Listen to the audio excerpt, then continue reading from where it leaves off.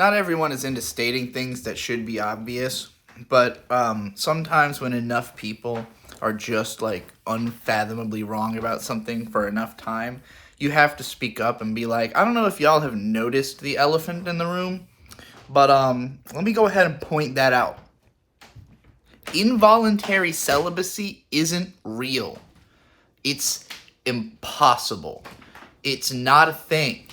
You can only choose to be celibate. And before we even get into the deeper arguments, right on the surface level, whores exist.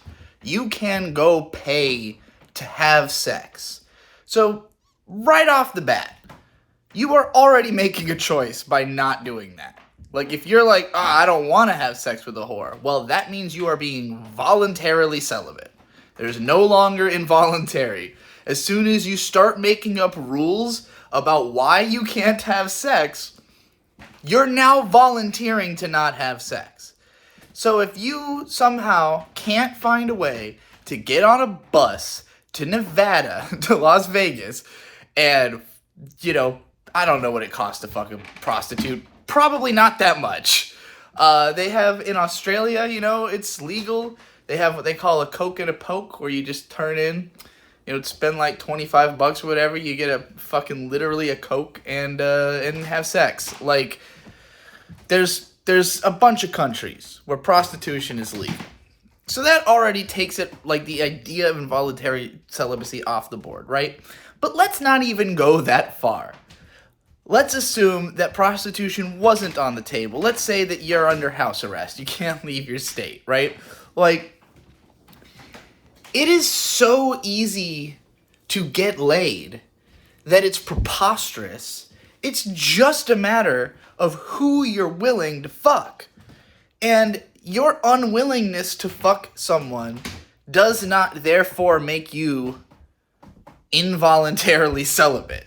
That's you volunteering to not have sex with people who would want to have sex with you. Now, when it comes to, like, all the different reasons incels make up for why people won't have sex with them, they just don't make any sense, because they're all things that plenty of people who have those issues are getting laid, Like, if we're thinking about attractiveness, this one's the most obviously, like, a nothing burger as an argument, right? Like, being unattractive has nothing to do with being unable to get laid. And the evidence of that is everywhere.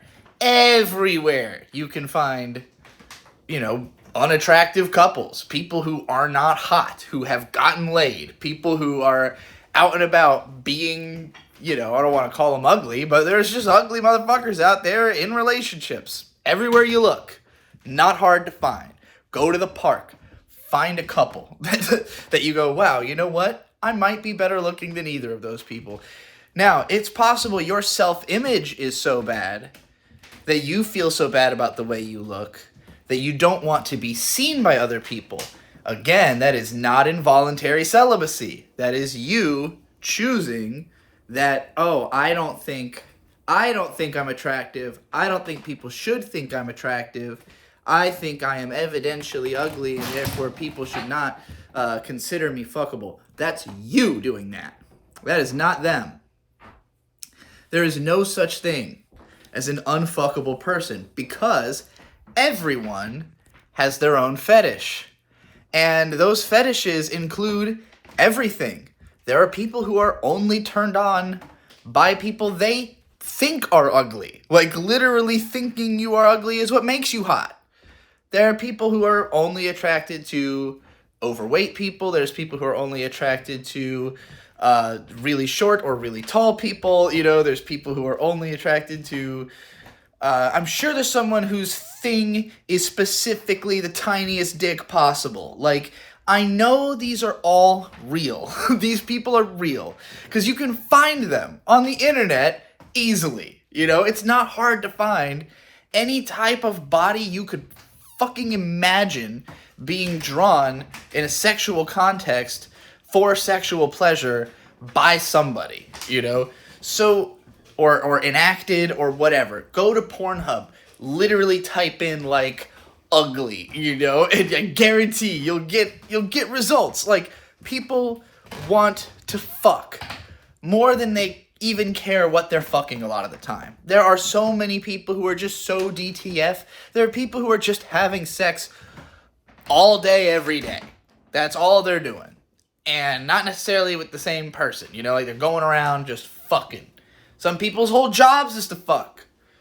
Get into the porn industry if you want to have sex that bad. But again, there is a market for it. It doesn't mean that you're going to be the most successful porn star, you know, or star even. But you can find someone to fuck you on camera, I promise. You know, offer some money. Again, like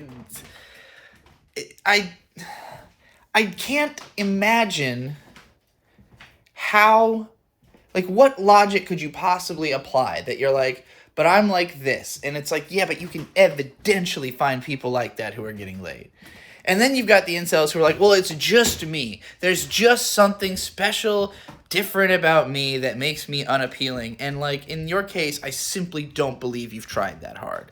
If you read any advice about game, you know, the game, as it were, the pickup game, how to date, how to definitely get laid, everyone will tell you the same thing. It is a numbers game. If all you care about is just getting laid, not with a specific person, you just need to ask everybody. Proposition as many people as possible. Someone's gonna say yes at some point. If you ask fucking 300 people to have sex with you, probably one of them's gonna say yes. And if that's not enough, ask 1,000. I can't imagine that there's anyone who could really, really go at this. And I don't mean swipe left for an hour and then get, you know, emotional about the fact that nobody swiped right and then quit. Just keep going until it works. No emotions, no getting sad. You do it until it works. If you stop somewhere along the line, it's not involuntary celibacy anymore. It's you giving up. It's you not trying hard enough. It's you getting in your own head and getting in your feelings and putting down the game because the game's too hard. Well, you're supposed to be gamers, incels. If you're real gamers, play the game. Now, hopefully it's obvious that none of that was like real advice. This is more like me counter-arguing the idea of inceldom. It's just not real. Now, if you actually want to be like a regular person, just stop thinking about sex so much. Like, it's fine that you want that and that it's a motivating factor in your like seeking a relationship, but when you go out into the world thinking, I'm gonna look for someone to have sex with me, then, like, the energy you're putting forward is desperation. And everyone can smell that on you. And that's probably the biggest reason that people are avoiding you, is that you seem too desperate. And I get it, you are desperate. But if you just went about life in such a way where you are just kind of humble to your circumstances, like, hey, I'm not getting laid, but whatever. I'd love to have a good time anyways, you know? Hey, maybe I won't meet anyone at this party, but I'm gonna try to have a good time. That reads. People can tell. If you show up and your mentality is no one's gonna talk to me, I'm gonna be a loner, that's going to happen. If your mentality is, I'm gonna make sure I have a good time at this party, that's likely to happen. But you can't go in thinking, I can only have a good time if I get laid. Or I'm only going to have a good time if a cute girl talks to me. No. You should be able to go to the party, and if, like, I don't know, some dork comes up to you and starts talking about dork shit, that can be good enough. You made a new friend.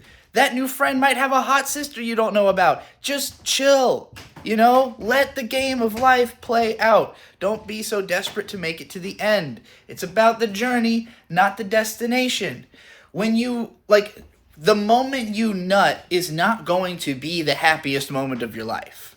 Like, the time you first nut inside of someone is not going to feel like this tremendously new experience from all the times you did it into your hand. It's the same cum, just a different hole or receptacle, whatever you want to look at it. So, you know, it's not going to be like life-changing to finally lose your virginity, You might not even enjoy it or remember it. You know, typically, if you put a lot of stock into like the first time or even the first partner, you're setting yourself up for disappointment. Usually, people aren't that good at things they do for the first time. Most things take practice. So if you're concerned about like, what if I'm not going to be good at it? Well, you're not, because it's the first time you've done it. But that doesn't matter, because if you're with a partner who loves you, then they're going to they're going to guide you through that. They're going to take care of you. They're going to be like, I want to make sure this is something that you can, have a good time with. Now, I realize I've just gone to the opposite end of the spectrum of, at the beginning, I was like, hey, if you really want to get laid, just talk to every woman until someone fucks you. Now I'm talking about, actually, though, what you really want to do is find someone you love and then, like, maybe have sex with them, if that's, like, where it goes, But I think what you'll figure out is that if you find someone you love, actually, the sex stops mattering. Like, it stops being the point. It stops being what you're after. It becomes, like, a garnish. It becomes, like, a cute little thing you get to do with this person you love. Like, if sex is the main thing about your relationship, it's going to fail. It's going to fail. Because sex doesn't stay interesting for that long. It's not that different each time you do it, Like, it takes a lot of elaborate effort to really make it substantially different. And again, it's something you can do, like, 5 times in a day before it really starts to hurt. Maybe you'd have to cool it if you try to do that 5 times 2 days in a row. That's a bit much. But I'm just saying, you can do it all fucking day. It's not gonna be, like, a memorable, interesting experience if you're not doing something to make it special. It's just gonna be you and someone else, I mean, it might make you feel better for that moment, it might have as much effect as, like, having a Coke, like, I feel peppy now, or whatever, but, it's not going to be, like, this lasting, incredible experience, for the most part. It can be, it could be like that, it could be that you had a really amazing sex, but most of the time, it's just, like, a casual thing that couples do because they're horny, and then they get on with their day that involves all the things they actually like doing together that are the definition of why they're a couple, And again, if you really are in it for the sex, look on, like, fetish websites. Don't be looking for, like, I just want to find a random incidental person I'm going to love so much, and then we're going to fuck all the time in this very specific way. Like, no. Go look for the people who fuck that way. They have a community, I promise, So, yeah, I think it's always, like, a lack of curiosity and a lack of effort that creates the incel mindset. It's just a way for you to wallow and not do anything. It's like, oh, well, I haven't done anything that's worked yet, so it must be that nothing works.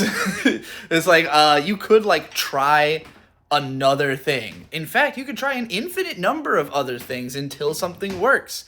Because that's how science works. That's how evolution works. It's how growth works. It's pretty much how everything works, is you keep trying until you figure it out. And as soon as you say, oh, it's impossible for me, then it becomes impossible for you because of you, which means it's voluntary. The only kind of celibacy is voluntary celibacy. Okay, I think I've made my point. It's time to shout out all of the members. Let me go find a list.